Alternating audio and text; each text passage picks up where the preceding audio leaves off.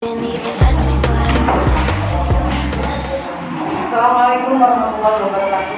Waalaikumsalam warahmatullahi wabarakatuh. Silakan dimulai doanya. Mari kita membaca basmalah sebelum mulai membaca.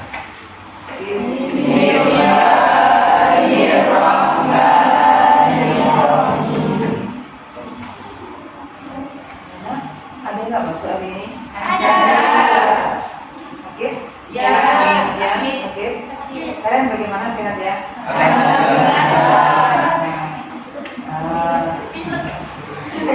Oh, pilek. Kalau pilek pakai masker ya. Kalau pilek. Dan untuk pembelajaran hari ini, karena sangat mendesak, maksudnya mendesak ini harus segera presentasi, ya. Kemudian juga harus segera untuk penilaian juga. Kemudian waktu sangat singkat, otomatis persiapan kalian beberapa hari sebelumnya kira-kira sudah berapa persen? Sudah 50% yang presentasi. Ya, benar ya. Jadi kita akan mempelajari tentang mawaris. Itu saya serahkan ke kelompok 1, 2, 3, dan 4. Kenapa? Artinya urut sesuai kelompok apa? Terserah. Mau diurutkan atau urut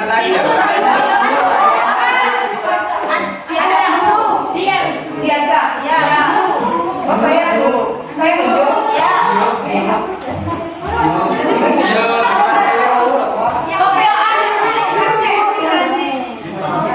Lebih baik urut kecuali kalau babnya ada 4 mana saja dulu.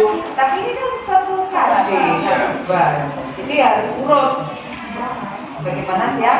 Siap. Ayo.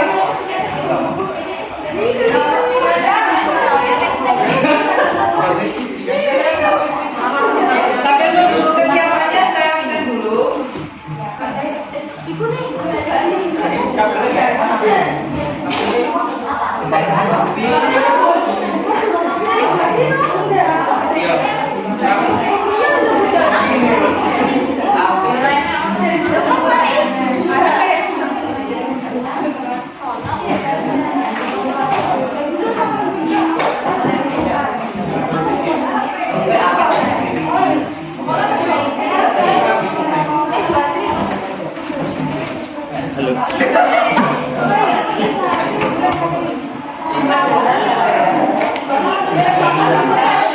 Alisa.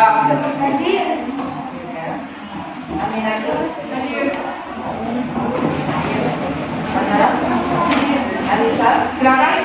Kelompok 1.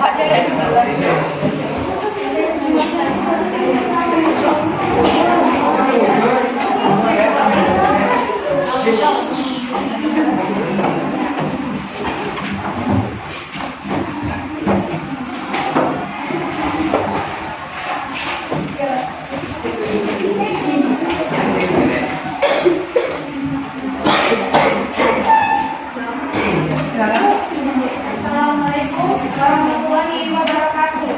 Waalaikumsalam warahmatullahi wabarakatuh. Kami di sini akan menjelaskan tentang materi mawaris, yaitu meliputi pengertian mawaris, hukum mawaris, dan dasar hukum mawaris.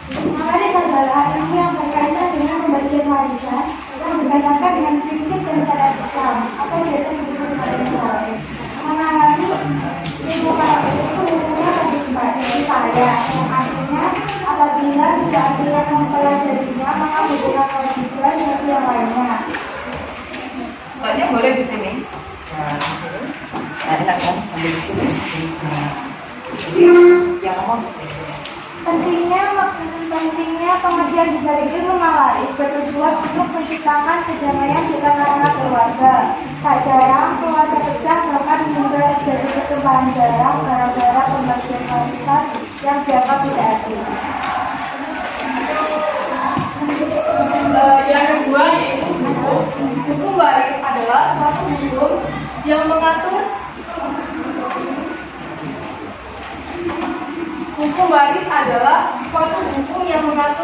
peninggalan harta seseorang yang telah meninggal dunia yang diberikan kepada yang berhak, seperti keluarga dan orang-orang yang berhak.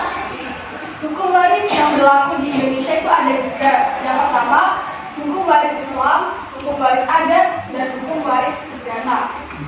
Hukum waris Islam yaitu dijelaskan berdasarkan sumber utama dalam Al-Quran dan Hadis. Dalam Al-Quran dijelaskan dalam surat An-Nisa ayat 11, 12, dan 176. Hukum waris Islam atau disebut juga dengan hukum faraid adalah ilmu yang diketahui siapa yang berhak mendapatkan waris dan siapa yang tidak berhak, dan juga berapa ukuran setiap ahli waris.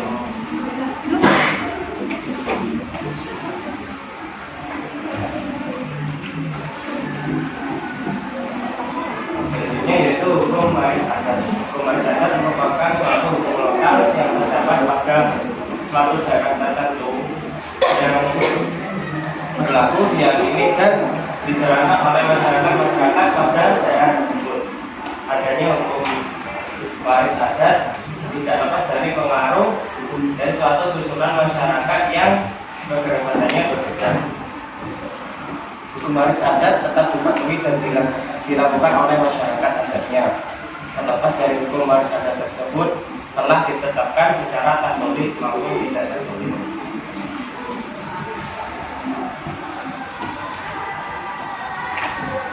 Selanjutnya yaitu hukum waris perdata. Hukum waris perdata tidak terdapat dalam KUH Perdata, yaitu Kitab Undang-Undang Hukum Perdata. Namun dalam pasal 830 KUH Perdata dijelaskan bahwa pewarisan terjadi karena kematian. Adapun pada intinya hukum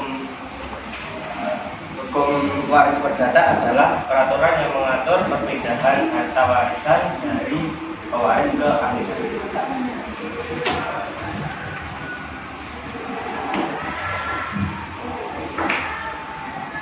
Selanjutnya saya akan menjelaskan dasar hukum ilmu mewaris. Dasar hukum ilmu mewaris adalah Al-Quran dan Hadis. Berikut salah satu teks Al-Quran yang menjelaskan tentang ketentuan pembagian harta waris.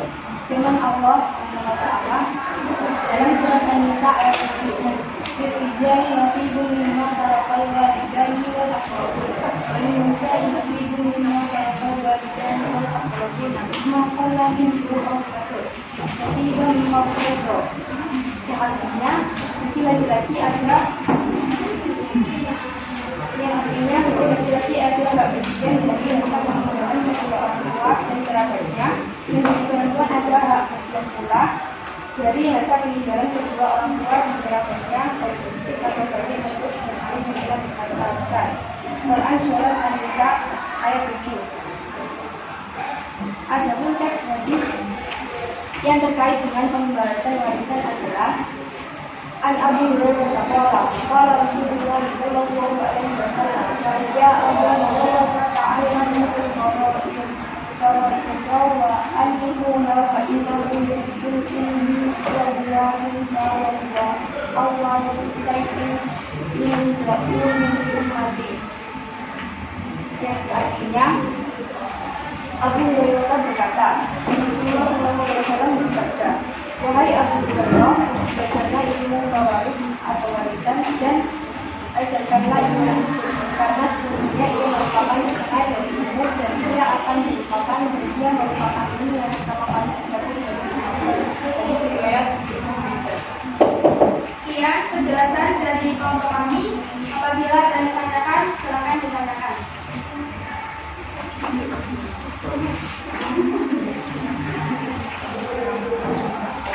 Jangan satu orang saja boleh. Ya,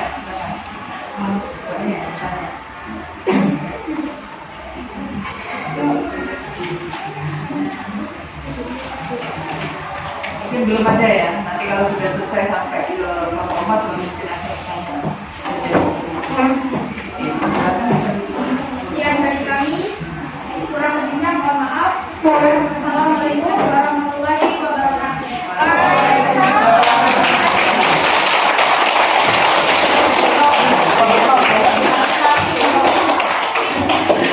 Silakan Bapak Iwan.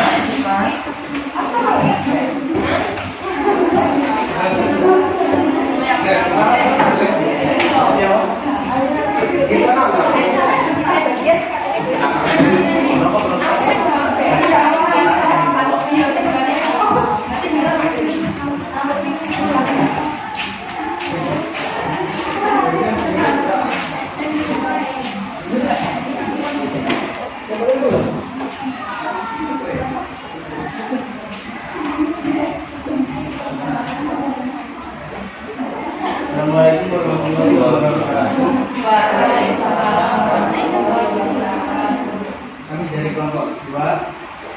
Di sini kami akan menjelaskan dari tata cara pembagian warisan.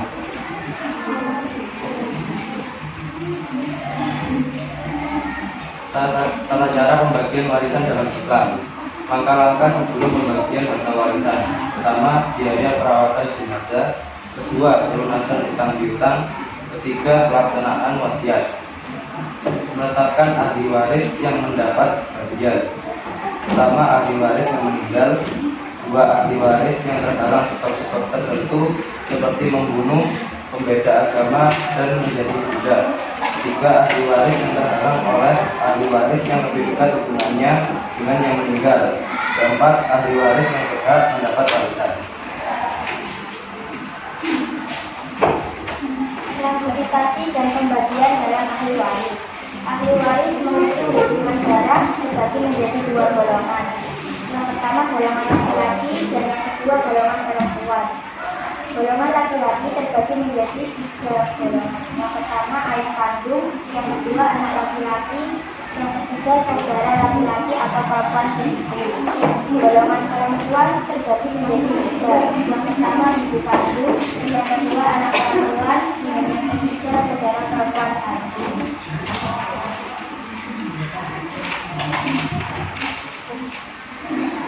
Golongan laki jadi menjadi tiga, yaitu ayah kandung, anak laki-laki, saudara laki, kandung atau seibu. Jika ayah kandung juga tidak ada anak atau cucu yang memperoleh sepertiga bagian. Jika ada anak atau cucu memperoleh seperenam bagian.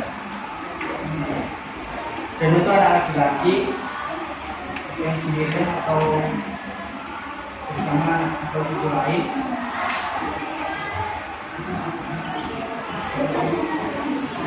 yang mendapatkan sebab saudara yang laki kandung atau seibu yang sendirian tidak ada ibu dan tidak ada yang kandung yang memperoleh seperenam bagian. Jika saudara laki-laki kandung atau seibu dua orang lebih atau tidak ada anak atau sepupu, maka yang memperoleh sepertiga bagian. Untuk golongan perempuan berarti menjadi tiga. Yang pertama anak perempuan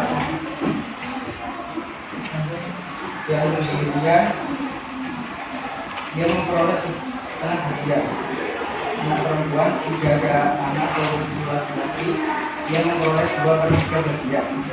Sedangkan ibu tidak ada keturunan yang mewarisi yang memperoleh 2/3 bagian. Dan ibu yang ada keturunan yang mewarisi yang memperoleh seperenam bagian. Dan ibu tidak ada keturunan yang mewarisi dan bersamanya ayah, suami atau istri yang memperoleh sepertiga sisa yang istri atau suami. Saudara perempuan sekandung sendirian tidak ada anak atau ayah kandung, maka yang memperoleh setengah bagian. Saudara perempuan sekandung dua orang lebih atau tidak ada, maka yang memperoleh 2/3 bagian.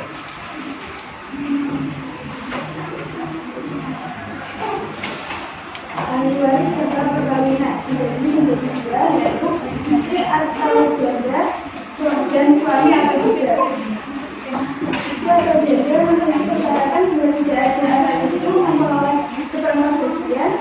Dan ada lanjut memperoleh 1/8 bagian. Dasar hukumnya adalah penghasilan arisan yang berbelas dan masa hari 180. Sedangkan suami atau bidan persyaratannya bila ada anak itu memperoleh setengah bagian, bila ada anak itu memperoleh seperempat bagian. Dasar hukumnya adalah penghasilan arisan yang berbelas dan masa hari 179.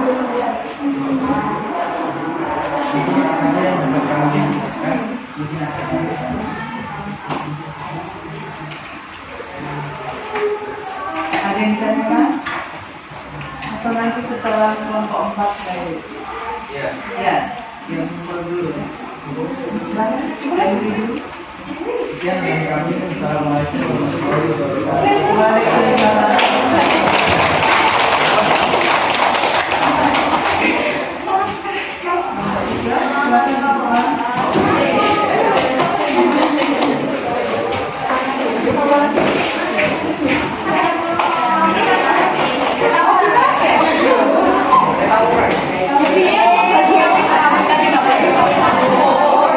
Bukan untuk mempersoalkan perasaan saya ke dia.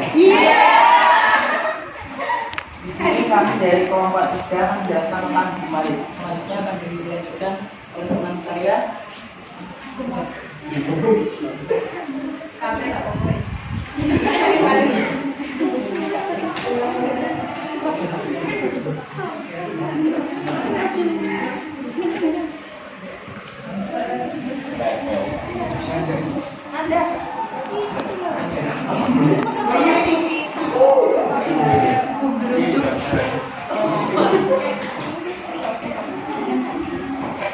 Sebab-sebab seorang mendapatkan warisan. Dalam kajian fikih Islam, hal yang menyebabkan seorang mendapatkan warisan ada 4, yaitu 1. Sebab nasab atau hubungan keluarga.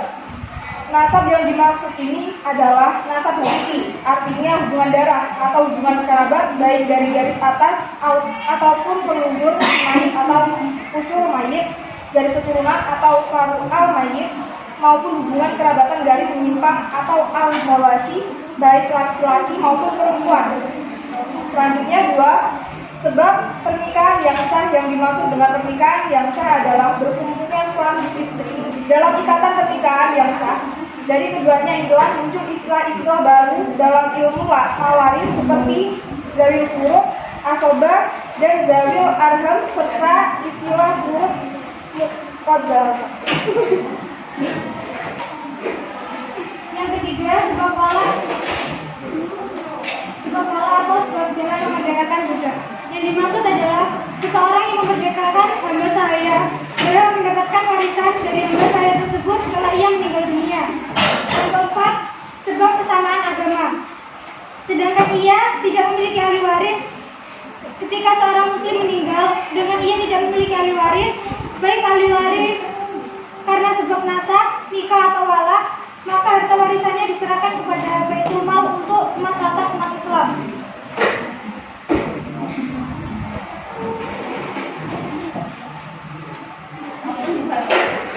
Hal-hal yang menyebabkan seseorang tidak mendapatkan harta waris, orang yang terhalang mendapatkan warisan disebut dengan mamnun al-wais atau mahjub bil wasfi atau terhalang karena adanya sifat tertentu. Maka adalah 1. Pembunuh, 2. Budak, 3. Orang murtad, 4. Perbedaan agama.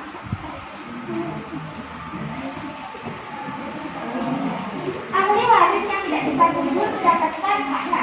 Tadi sudah dijelaskan oleh Ocha, yaitu ahli waris yang gugur mendapatkan haknya karena alasan tertentu. Nah, ada juga yang ahli waris tidak bisa gugur haknya karena sebab-sebab tertentu. Yang pertama yaitu adalah anak laki-laki, yang kedua anak perempuan, yang ketiga bapak, yang keempat ibu, kelima suami, dan yang keenam adalah istri.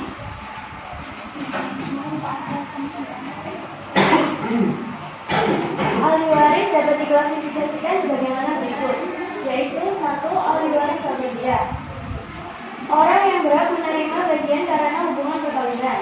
2. Ahli waris nasabiyah, yaitu orang yang berhak menerima karena hubungan nasab. Adapun ditinjau dari segi jenis kelaminnya, ahli waris dibagi menjadi 2, yaitu laki-laki dan perempuan. Laki-laki ada 15, yaitu suami, anak laki-laki, cucu laki-laki, bapak, kakek dari bapak sampai ke atas, saudara laki-laki kandung, saudara laki-laki seayah, saudara laki-laki seibu, anak laki-laki saudara laki-laki sekandung, anak laki-laki saudara laki-laki seayah, paman sekandung dengan bapak, paman seayah dengan bapak, anak laki-laki paman sekandung dengan ayah, anak laki-laki paman seayah dengan bapak, dan yang terakhir yaitu orang yang memerdekakan. Jika semua ahli waris laki-laki di atas ada semua, maka yang mendapat ahli waris adalah suami, anak laki-laki, dan bapak, sedangkan yang lain terhalang. Adapun ahli waris perempuan ada 6, yaitu istri, anak perempuan, cucu perempuan, dan anak laki-laki, ibu, nenek dari ibu, dan nenek dari bapak.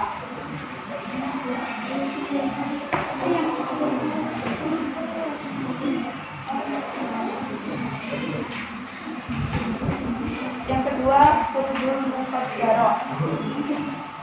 Yang dimaksud dengan kurubul mufassaro adalah bagian-bagian tertentu yang ditetapkan Al-Quran bagi beberapa ahli waris tertentu. Bagian-bagian tertentu tersebut ada 6, yaitu yang pertama yang mendapatkan bagian setengah. Yang mendapatkan bagian setengah ada 5 orang. Yang pertama anak perempuan tunggal, dan jika tidak ada anak laki-laki. Kedua, cucu perempuan tunggal dari anak laki-laki selama tidak ada anak laki-laki, cucu laki-laki dari anak laki-laki.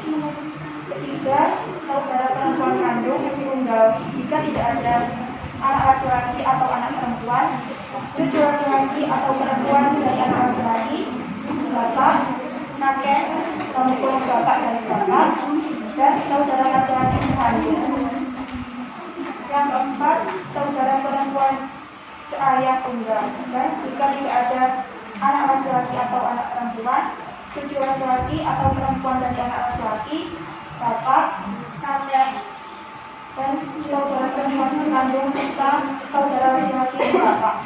Yang kelima, suami, jika tidak ada anak laki-laki atau perempuan, dan cucu laki-laki atau perempuan dari anak laki-laki.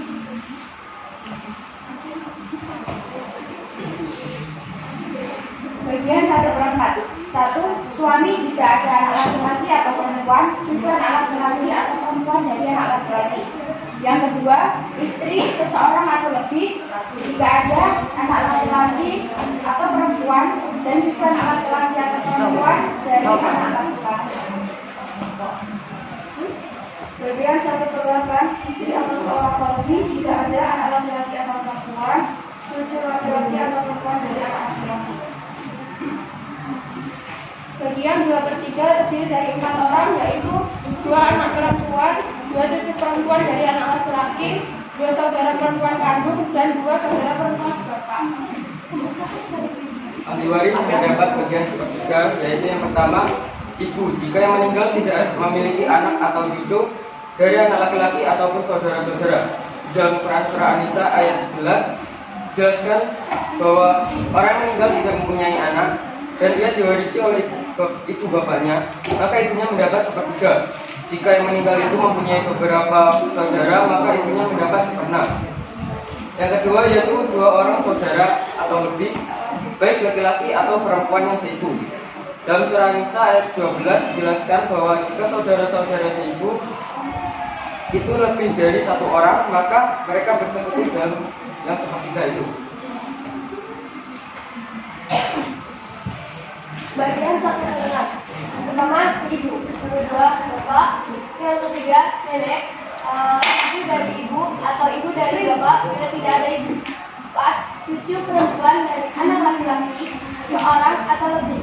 Yang kelima, kakek. Yang keenam, seorang saudara seibu atau laki-laki atau perempuan. 7. Saudara perempuan seayah seorang atau lebih. Dalil turun adalah ahli waris yang mendapatkan bagian tertentu atau bisa disebut asbabun furud. Dalil turun, Bapak yang pertama yaitu bapak mempunyai 3 kemungkinan, yaitu akan mendapat 1/6 jika bersama anak laki-laki. Yang kedua mendapat 1/6 dan mungkin asoba jika bersama perempuan atau cucu perempuan dari anak laki-laki. Yang ketiga ketiga yaitu asobah jika tidak memiliki anak. Yang kedua yaitu kakek, ada 4 kemungkinan, yaitu seperenam jika bersama anak laki-laki atau perempuan. Yang kedua seperenam dan asobah jika bersama anak laki-laki dan anak laki-laki atau perempuan. Yang ketiga yaitu asobah ketika tidak ada anak atau bapak. Yang terakhir masuk atau terhalang jika tidak ada bapak. Yang ketiga yaitu suami hanya memiliki 2 kemungkinan. Jika dia punya anak mendapat setengah, jika tidak mendapat 1/4. Yang keempat yaitu anak perempuan mendapatkan ada 3 kemungkinan, yaitu mendapat setengah jika seorang yang tidak ada anak laki-laki, mendapatkan 2/3 jika 2 orang atau lebih, dan jika tidak ada anak laki-laki. Yang terakhir asobah jika bersama anak laki-laki. Yang kelima yaitu 7 dari anak laki-laki memiliki 5 kemungkinan, yaitu setengah jika seorang saja dan tidak ada anak, dan 7 laki-laki dari anak laki-laki. Yang kedua mendapat 2/3 jika 7 perempuan itu 2 orang atau lebih, dan tidak ada anak dan 7 laki-laki dari anak laki-laki. Yang ketiga mendapat 1/6 jika ada seorang anak perempuan dan tidak ada anak laki-laki dan 7 laki-laki dari anak laki-laki. Asobah jika bersamanya ada 7 laki-laki. Yang terakhir masuk atau terhalang oleh 2 orang anak perempuan atau laki-laki.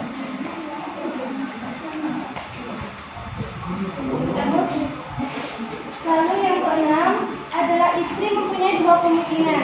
Yang pertama 1/4 jika yang meninggal tidak mempunyai anak, dan 1/8 jika yang meninggal mempunyai anak. Dan yang ketujuh yaitu ibu mempunyai 3 kemungkinan.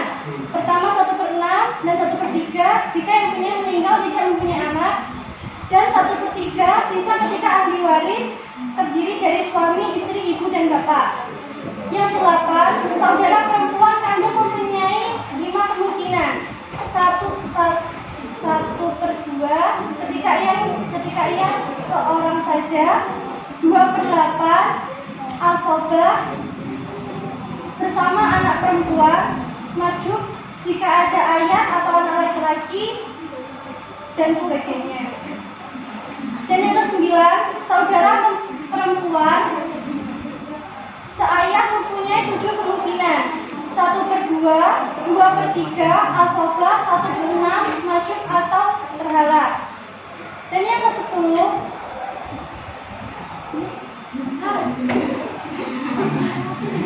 saudara perempuan atau laki-laki seibu mempunyai 3 kemungkinan. 1/6, 1/3 majub atau terhalang oleh anak laki-laki,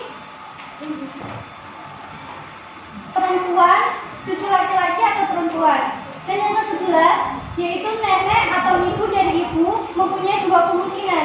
1/6 jika seorang atau lebih dan tidak ada ibu, dan kedua adalah majub terhalang oleh ibu.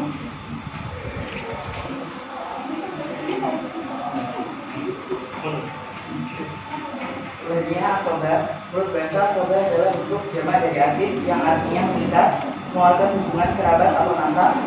Menurut istilah, asobah adalah ahli waris yang bagiannya tidak ditetapkan tetapi bisa mendapatkan semua harta atau sisa harta setelah harta dibagi kepada ahli waris dari urut. Ahli waris yang menjadi asobah mempunyai 3 kemungkinan. Yang pertama mendapat seluruh harta waris saat ahli waris dari urut tidak ada.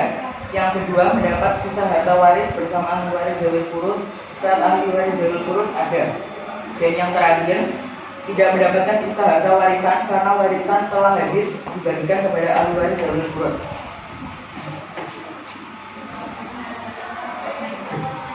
Selanjutnya macam-macam zawil furud. Zawil furud terbagi menjadi 3, yaitu pertama asobah binafsi, yaitu ahli waris yang menerima sisa harta warisan dengan sendirinya tanpa disebabkan orang lain.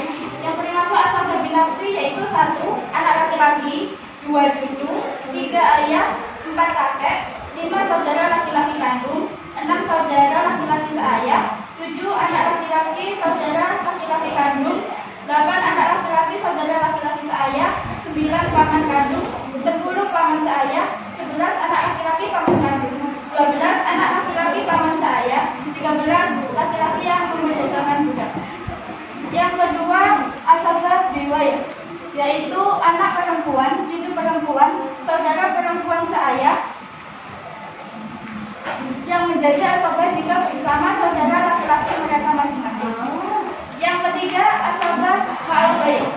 yaitu ahli waris perempuan yang menjadi asoba dengan adanya ahli waris perempuan lain.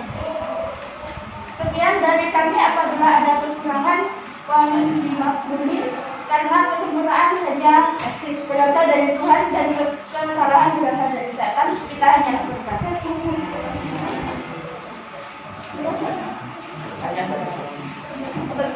Ada yang ditanyakan?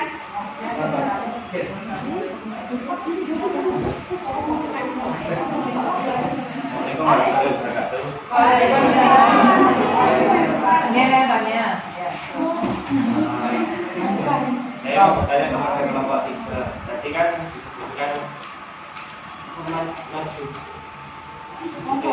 Itu apa yang mendasari hal tersebut? Yang mendasari wujud itu apa? Sekian seperti itu.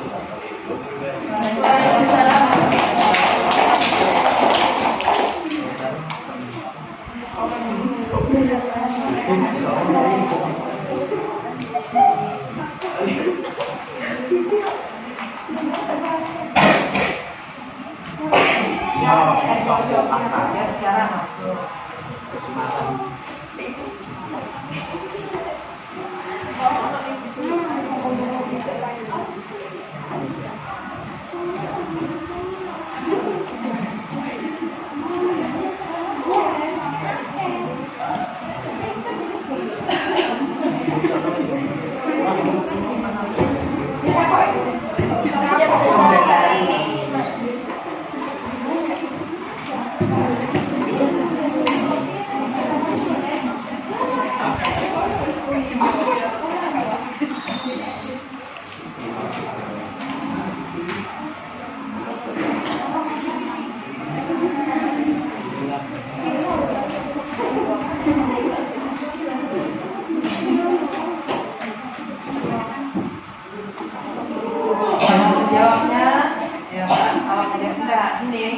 Kalau terkait dengan ini kan ada di surah An-Nisa ayat 11, 12, 13 dan 176. Itu jawabannya ada di sini. Jawaban yang ditanyakan oleh Dana itu ada di An-Nisa. An-Nisa 11, 12, 13 dan 176. Jadi itu yang mendasari semuanya. Kenapa dapat sekian? Semuanya kan ada landasannya, pijakannya, nggak sekedar dapat sekian, enggak. Jadi ada landasannya. Jadi oleh tadi yang saya lihat tidak ada dalil yang ada. Jadi Dana bingung kok langsung ada angka-angkanya.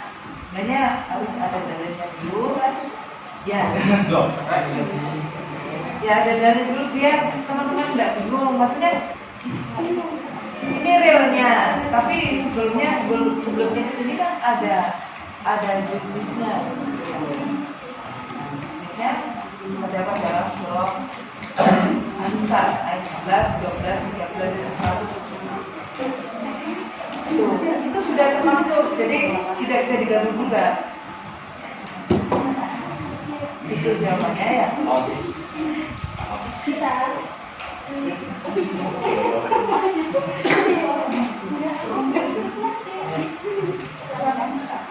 Assalamualaikum warahmatullahi wabarakatuh.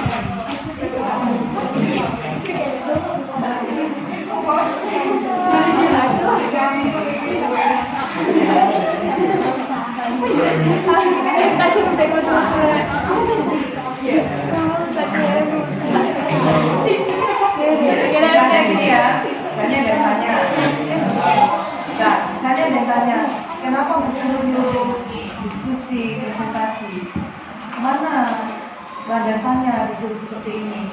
Nah, saya harus bisa jawab. Ada di Permendikbud nomor 22 tahun 2016 dan Permendikbud nomor 37 tahun 2018 juga. Kemudian yang materi ini ada di KNA 183 tahun 2019. Jadi harus nggak terus nyuruh-nyuruh gitu ya. Itu harus ada di sini.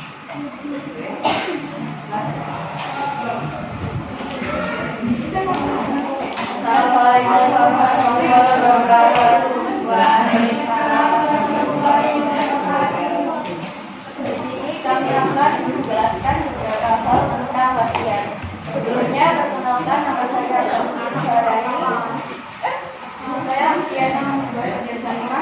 Saya Tiana Saya Saya Tiana Berjasama. Saya Tiana Berjasama.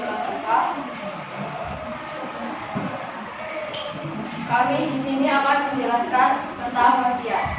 Yang pertama, pengertian wasiat. Wasiat menurut bahasa artinya pesan. Menurut istilah, pesan terhadap sesuatu yang baik yang harus dilaksanakan atau dijalankan setelah seseorang meninggal dunia. Yang kedua, hukum wasiat. Hukum wasiat terdiri dari 4 bagian. Yang pertama, wajib dalam hal ini dalam hubungan dengan hak Allah seperti sholat, puasa, hijrah yang harus digunakan.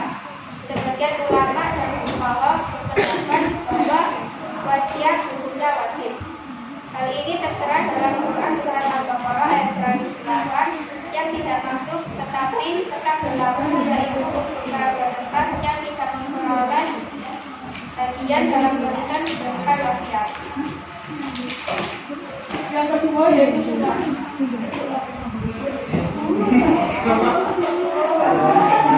Wasiat menjadi sunnah apabila berwasiat kepada selain kerabat dekat dengan tujuan memuliakan dan mengharapkan ridha Allah Subhanahu wa taala. Pendapat ini dikuatkan oleh ulama termasuk di dalamnya mazhab Hanafi, Maliki, Syafi'i dan Hambali serta hadis riwayat Bukhari dan Muslim. Yang ketiga, makruh. Hukum wasiat makruh dilaksanakan apabila harta yang dimilikinya sedikit sedangkan ahli waris banyak, serta keadaan mereka sangat memerlukan harta tersebut sebagai penunjang kehidupannya atau biaya kebutuhan lainnya. Keempat, haram. Hukum wasiat menjadi haram apabila harta yang diwasiatkan untuk tujuan yang dilarang oleh agama. Misalnya, mewasiatkan untuk membangun tempat persugihan atau tempat maksiat yang lainnya. Hukum wasiat ada 4, yaitu yang pertama orang yang mewasiatkan atau musi. Yang kedua adanya penerima wasiat atau musalahu. Yang ketiga adanya sesuatu atau barang yang diwasiatkan. Yang keempat adanya ijab kabul atau ucapan serah terima dengan adanya ijab dari musi. Misalnya aku berwasiat untuk sholat akan sesuatu itu, sedangkan kabul berasal dari pihak musalahu yang sudah jelas ditentukan.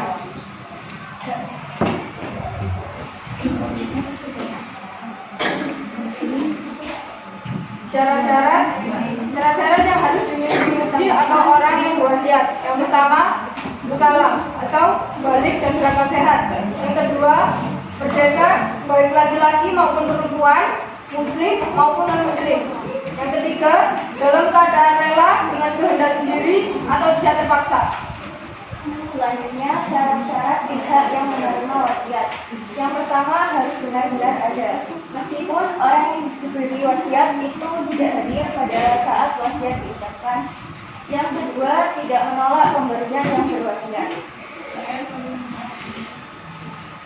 Yang ketiga, bukan pembunuh orang yang berwasiat. Dan yang keempat, bukan ahli waris yang berhak menerima warisan dari orang yang berwasiat kecuali atas persetujuan ahli warisnya. Hal ini berdasarkan hadis Nabi yang diriwayatkan oleh Ahmad, Abu Daud, dan Tirmidzi. Selanjutnya, syarat-syarat atau sesuatu harta yang diwariskan. Yang pertama, jumlah wasiat tidak lebih dari 1/3 dari seluruh harta yang ditinggalkan. Yang kedua, dapat berpindah milik dari seseorang kepada orang lain. Yang ketiga, harus ada ketika wasiat diucapkan. Yang keempat, harus dapat memberi manfaat. Yang kelima, tidak bertentangan dengan hukum syara, misalnya wasiat agar membuat bangunan megah di atas kuburannya.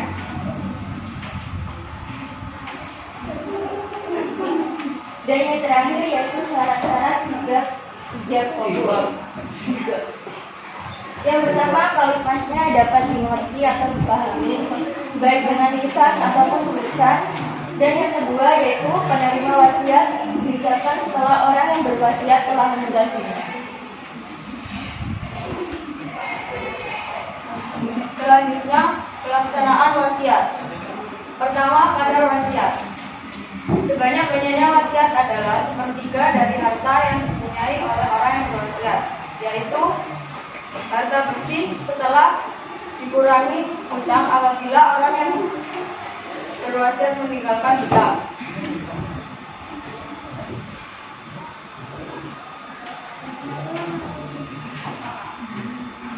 Dua, wasiat bagi orang yang tidak mempunyai ahli waris. Jadi dalam hal ini para ulama berbeda pendapat. Yang pertama, sebagian pendapat bahwa orang yang tidak mempunyai ahli waris tidak boleh berwasiat lebih dari sepertiga harta miliknya. Alasan mereka bahwa sepertiga itu pun sudah banyak dan Nabi tidak memberikan pengecualian kepada orang yang tidak mempunyai ahli waris. Pendapat yang kedua, sebagian ulama lain berpendapat bahwa orang yang tidak mempunyai ahli waris boleh mewasiatkan lebih dari sepertiga hartanya. Mereka beralasan bahwa hadis-hadis Nabi Shallallahu Alaihi Wasallam yang membatasi sepertiga adalah karena terdapat ahli waris yang sebaiknya ditinggalkan dalam keadaan cukup daripada keadaan miskin. Maka apabila ahli waris tidak ada, pembatasan sepertiga itu tidak berlaku.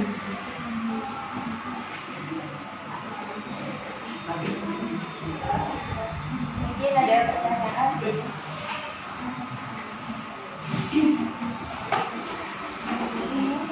Tanya? Kalau ada bisa langsung. Kemudian dari kami, apabila ada kata atau sikap yang Yang benar, mohon dimaafkan. Sekian, terima kasih. Wassalamualaikum warahmatullahi wabarakatuh.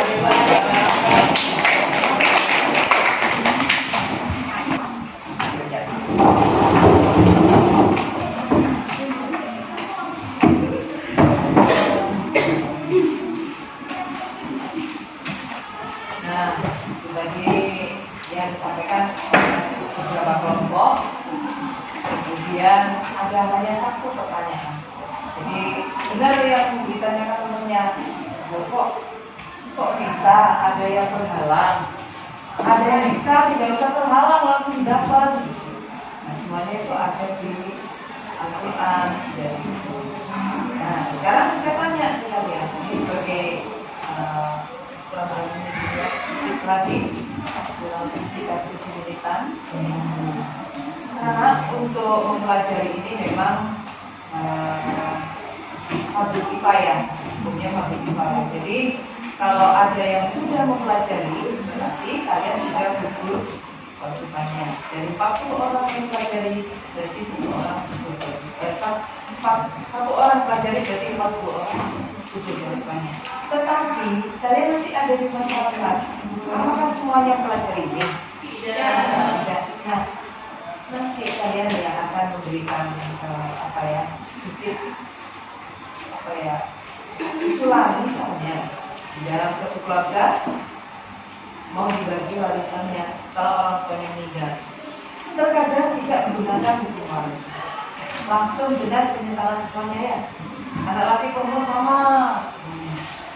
Tapi bagaimana kalau anak laki-laki enggak?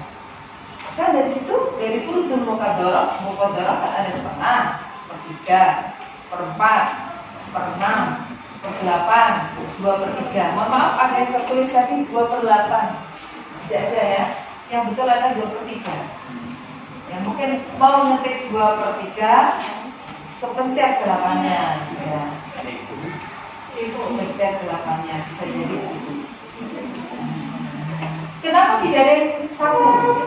Walaupun anak tunggal tidak sempat satu, pasti setengah sesuai dengan syariat Islam. Misalnya satu ya punyanya sendiri, bukan punya orang tua, iya. Berkahnya harta tidak ada. Tidak ada berkah. Contohnya banyak, contohnya dulu pada saat orang tuanya masih ada, ya, dia menikah dengan seseorang tersebut, keinginannya dari kecil, aku tak nikah sama orang yang anak tunggal, nanti harganya ada saya nanti. Nah, tidak bisa. Ya, tetap setengah. Kalau memang dikasihkan semua, tidak akan berkah. Namanya banyak. Jadi setelah menikah itu masih banyak katanya, kemudian orang tuanya meninggal. Kalau tuanya meninggal, seharusnya kan setengah yang diberikan, kan diambil semua. Nah, setelah itu dulunya menggunakan, mohon maaf, menggunakan mobil dan sebagainya, rumahnya banyak, sawahnya juga banyak, kemudian akhirnya habis.